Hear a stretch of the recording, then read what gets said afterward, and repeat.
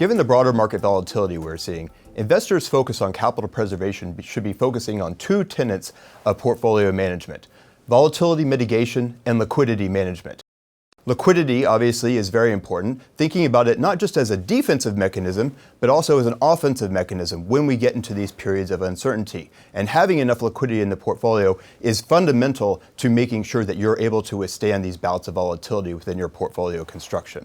As we've seen over the past few days, certain indicators of financial stress have actually become more prolific in the marketplace. Back in 2008, many investors looked to many indicators to see signs of stress in the marketplace. One of those was the FRA-OIS spread, or the LIBOR-OIS spread, indicating the difference between risk-free rates and credit-sensitive rates.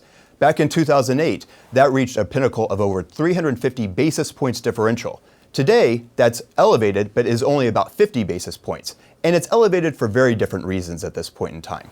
Predominantly, back in 2008, the concerns were financial risk, insolvency potentially in the financial markets, and systemic breakage that we were terrified of.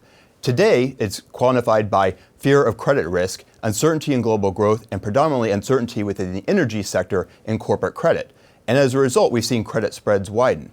Simultaneous to that, we've seen the OIS component, or the risk-free rate, fall to near-term lows, really driven by a duopoly of, one, the financial intermediaries and the benchmark rates moving to lower rates, the Fed effectively adapting to more aggressive monetary policy. And the second aspect of that is the Fed's open market operations, which were utilized to alleviate funding pressures back in 2019, are now driving front-end rates lower, and specifically T-bill rates lower, as they continue to buy T-bill purchases on the open market. That differential has grown, but what it's done this time is it's not necessarily an indication of a systemic breakage, but rather an indication of a credit sensitivity and a widening. High-quality assets are still out there. Liquidity is obviously more of a concern at this point in time, and as long as investors take an active and an adaptive approach to liquidity management, what we will find is a tiering structure, as we've discussed many times before, is still a compelling argument to tier between immediate cash needs and intermediate cash needs. With this in mind, we urge investors to manage capital just like we would ourselves. Be defensive, be diversified, and be nimble.